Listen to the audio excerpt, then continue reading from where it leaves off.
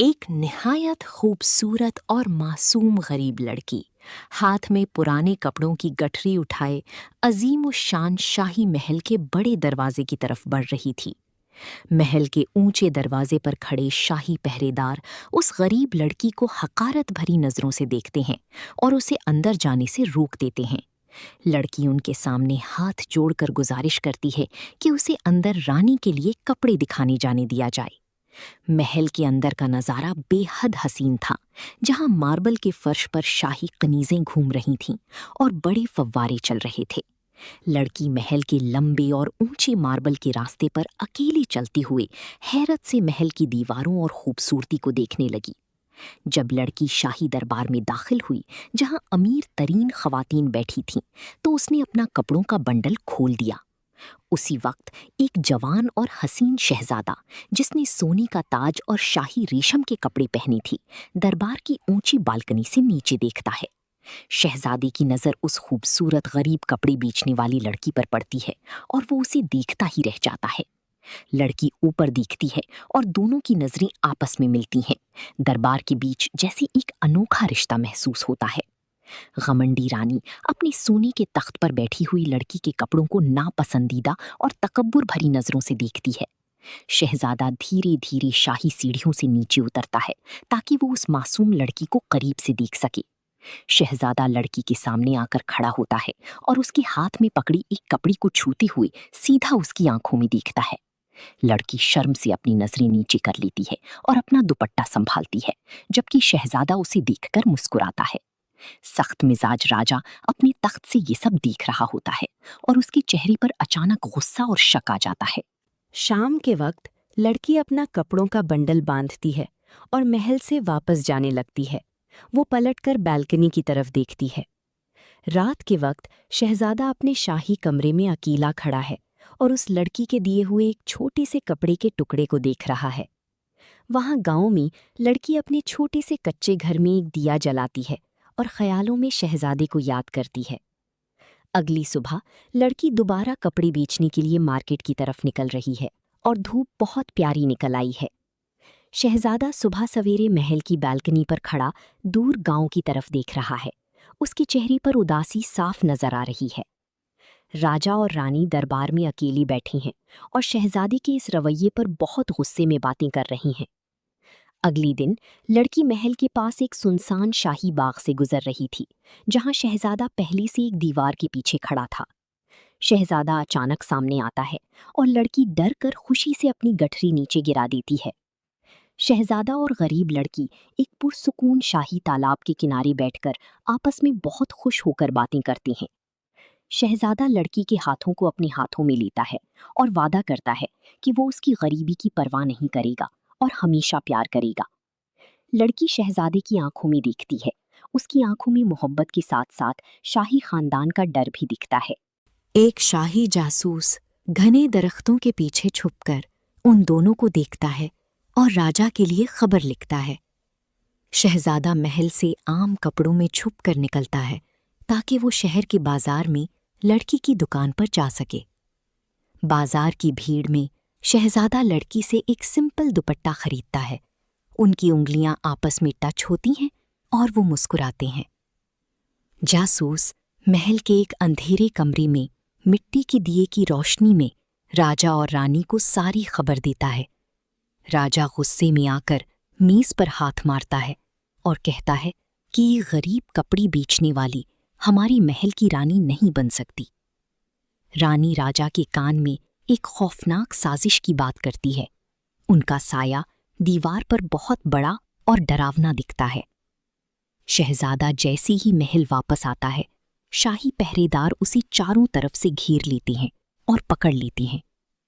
राजा शहजादी के सामने आकर खड़ा होता है और उसे सख्ती से हुक्म देता है कि उस लड़की को भूल जाए।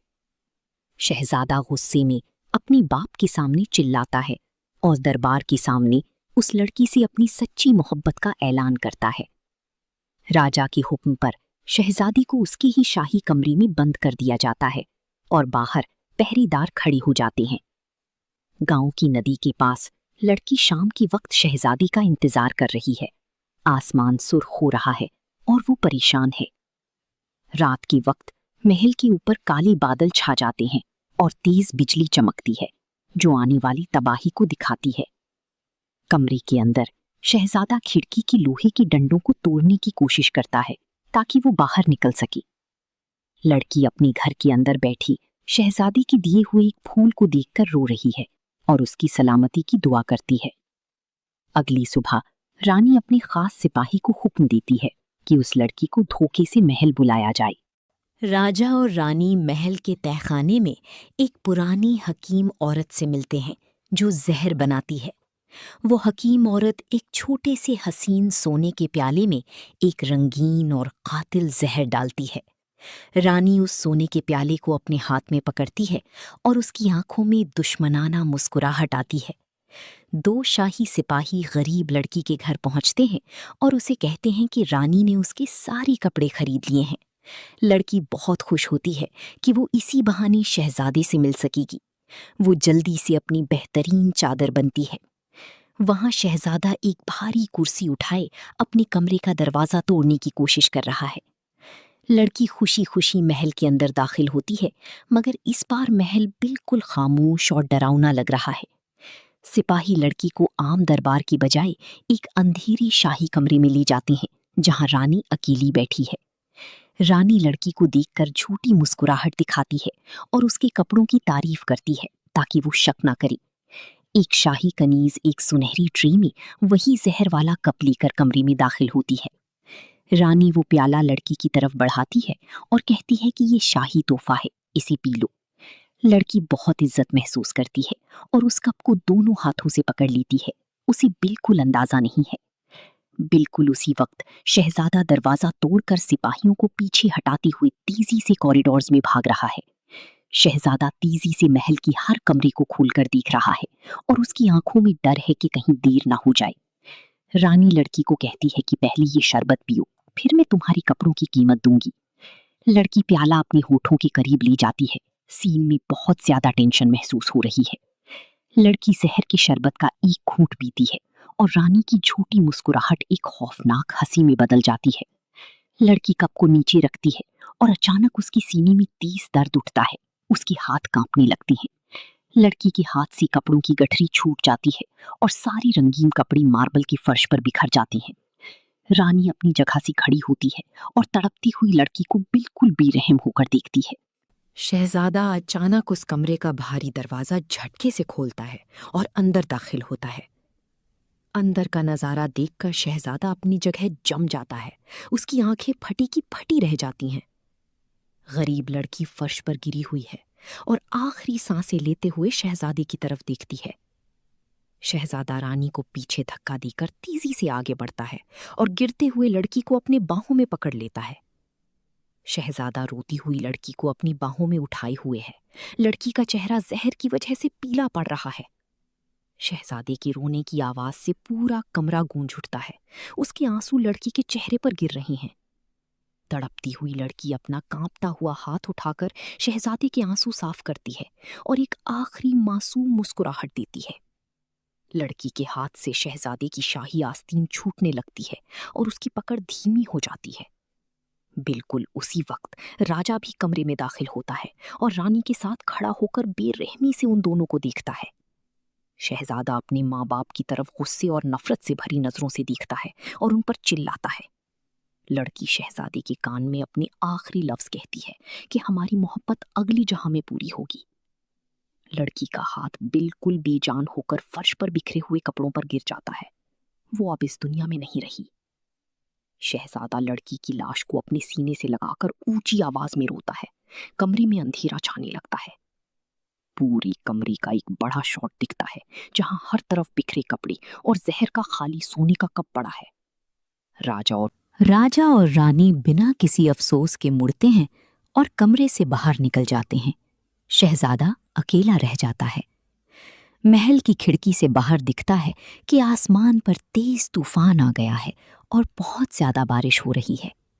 शहजादा लड़की की लाश को अपने हाथों में उठाता है और किसी शाही नौकर को हाथ नहीं लगाने देता। वो उसे लेकर बाहर जाता है। शहजादा तेज बारिश में महल के बड़ी दरवाजे से बाहर निकल जाता है और हमेशा के लिए अपनी शाही जिंदगी छोड़ देता है। शहजादा लड़की की लाश लेकर उसके गांव पहुंचता है, जहां गांव वाली देखकर रोने लगती हैं। गांव वाले और शहजादा मिलकर एक बड़ी दरख्त के नीचे उस मासूम लड़की के लिए एक मिट्टी की कब्र तैयार करती हैं। शहजादा बारिश के पानी और मिट्टी के बीच उस कब्र के पास बैठा है। उसके शाही कपड़े मिट्टी में खराब हो चुके हैं। शहजादा अपने सर से सोने का ताज उतारता है और उसे उस गरीब लड़की की मिट्टी की कब्र पर रख देता है। अगली सुबह बारिश रुक जाती है और हर तरफ एक सफेद धुंध छा जाती है। माहौल बिल्कुल खामोश है। शहजादा कब्र से उठता है और हमेशा के लिए महल का रास्ता छोड़कर गांव की पगडंडी पर निकल जाता है। बहुत साल गुजर जाते हैं। महल बिल्कुल पुराना, सुनसान और भूत बंगला जैसा दिखने लगता है, क्योंकि कोई वारिस नहीं बचा। बूढ़ा राजा अपने तख्त पर अकेला बैठा है। वो अब बहुत बूढ़ा और कमजोर हो चुका है और उसकी आंखों में पछतावा है। बुरी रानी एक टूटी हुई शीशे में अपना चेहरा देखती है और उसे हर वक्त उस मासूम लड़की का ख्याल सताता है।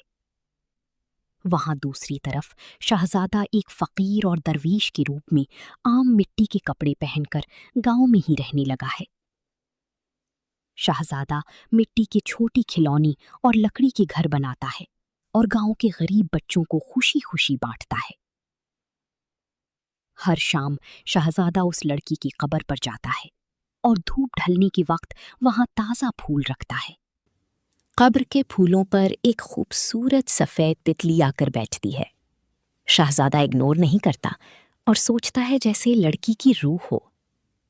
गांव वाले अब शहजादे की बहुत इज्जत करते हैं और उसे मिट्टी के बर्तन में सादा खाना पेश करते हैं। शहजादा अपने पास छुपे हुए उस रंगीन कपड़े के टुकड़े को देखता है जो लड़की ने पहली बार बेचा था। वो उसकी आखिरी निशानी है। एक रात शहजादा ख्वाब देखता है कि वो मासूम लड़की एक नूरानी कपड़े पहनी आसमान से हाथ बढ़ा रही है।